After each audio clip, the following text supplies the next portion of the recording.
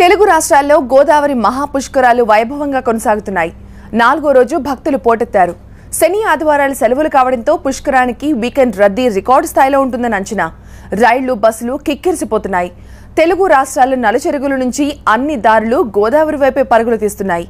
Weekend రద్దీ దృష్ట్యా AP, Telangana ప్రభుత్వాలు పుష్కరాల ఏర్పాట్లను కట్టుదిట్టం చేశాయి.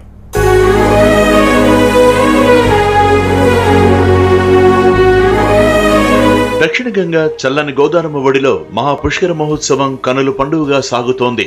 భక్తి శ్రద్ధలతో పితృకర్మలు ఆచరించిన సహా పవిత్ర స్నానాల కోసం భక్తులు అశేషంగా తరలివస్తున్నారు. చిన్న పెద్ద సకల జనులు పావన గోదావరికి నీరాజనాలు అర్పిస్తున్నారు. గతంలో ఎన్నడూ కనీవినని ఏర్పాట్లు చేయడంతో రోజు రోజుకు భక్తుల రద్దీ అనూహ్యంగా పెరుగుతోంది.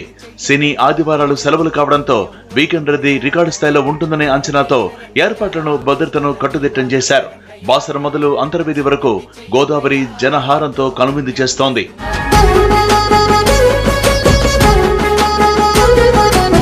మృత్యుగుమ్మల్లా మారిన కోటగుమ్మం దుర్ఘటన తర్వాత రాజమండ్రిలో ప్రభుత్వం కట్టుదిట్టమైన ఏర్పాట్లను చేసింది. మంత్రులు స్వయంగా ఎప్పటికప్పుడు ఏర్పాట్లను పర్యవేక్షిస్తున్నారు. రోజు రోజుకు రద్దీ పెరుగుతుందన్నారు మంత్రి నారాయణ. శని ఆదివారాల్లో రికార్డు స్థాయిలో భక్తులు తరలి వస్తారని, అందుకు అనుగుణంగా ఏర్పాట్లు చేశామన్నారు ఆయన.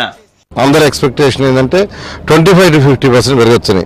ఫస్ట్ డే ఇన్సిడెంట్ జరిగిన, సెకండ్ డే పెరిగింది, థర్డ్ డే పెరిగింది, ఈరోజు 4th డే అయితే కంటిన్యూస్గా ఉంది.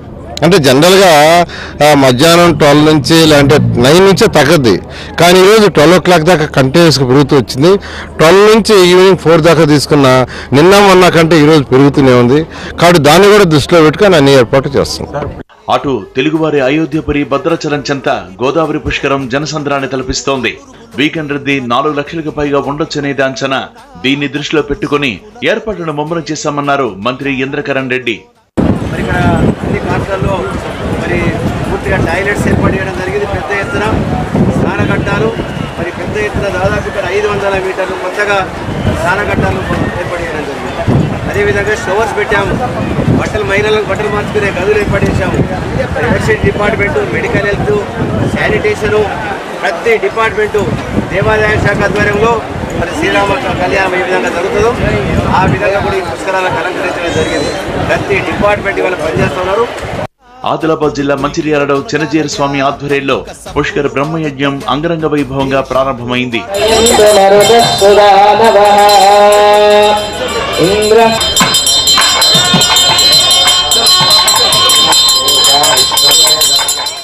సామాన్య భక్తజన సహా గోదావరి పుష్కరాలకు వీఐపీలు, వీవీఐపీల తాకిడి కూడా పెరుగుతోంది. బీహెచ్పీ నేత ప్రవీణ్ తొగాడియా అంతర్వేది గోదావరికి హారతినిచ్చారు. బ్రహ్మయజ్ఞంలో పాల్గొన్నారు.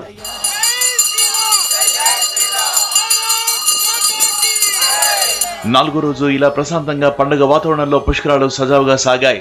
అయితే 5వ రోజుపై వీకెండ్ ఎఫెక్ట్ స్పష్టంగా కనిపిస్తోంది. ముఖ్యంగా జంట నగరాల నుంచి పుష్కరాల కోసం వెళ్లే వారి సంఖ్య భారీగా ఉంది. దీంతో రాత్రి నుంచి Secunderabad railway station, MGBS, JBS బస్టాండ్లు జనసంద్రంగా మారాయి. వీకెండ్ దృష్ట్యా 200 స్పెషల్ బస్సులను ఏర్పాటు చేశామన్నారు అధికారులు.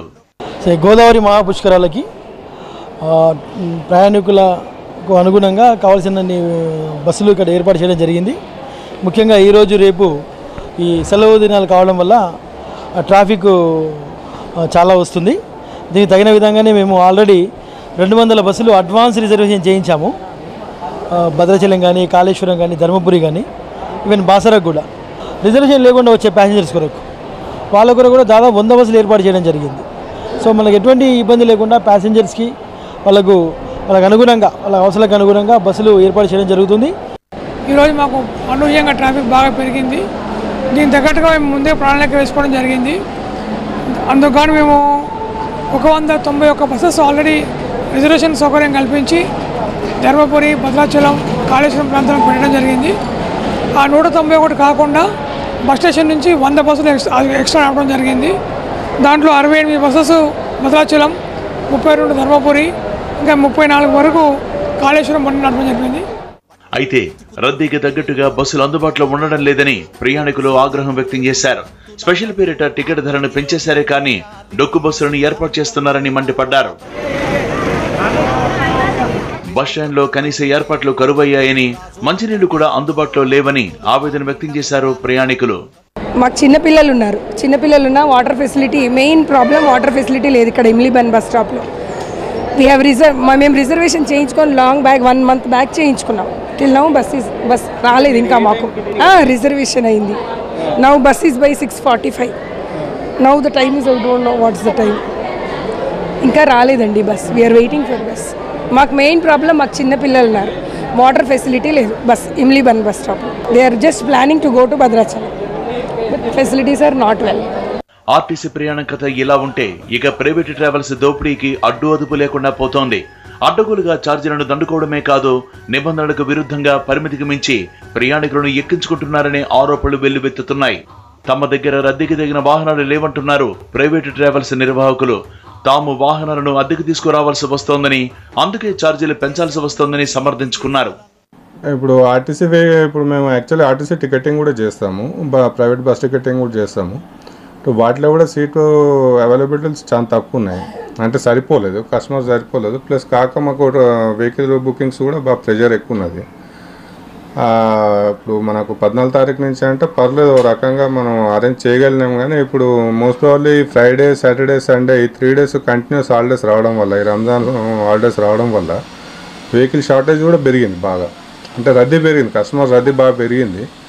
అందరికీ మనం సర్వీస్ చేయలేకపోతున్నాం ఇప్పటికి కూడా. ఈ Saturday, Sunday complete almost Hyderabad, Secunderabad city టోటల్లో వెహికల్స్ కంప్లీట్ బుక్ అయిపోయింది. ఎక్కడ కూడా వెహికల్స్ అవైలబుల్ లేవు. శని, ఆదివారాల రద్దీ రాత్రి నుంచి ఇలా చుక్కలు చూపిస్తోంది. కష్టాలకు నష్టాలకు ఓర్చుకొని జనం భారీగా గోదావరి తీరానికి చేరుకుంటున్నారు. పుష్కర్ ఘాట్లలో మాత్రం ఏర్పాట్లను పటిష్టం చేస్తున్నారు అధికార యంత్రాంగం. తొందరపాటుకు తావివ్వకుండా భక్తులు కూడా తమకు సహకరించాలని కోరుతున్నారు. ఎక్కడ ఎలాంటి సమస్య ఎదురైనా హెల్ప్ సెంటర్లను సంప్రదించాలని సూచించారు.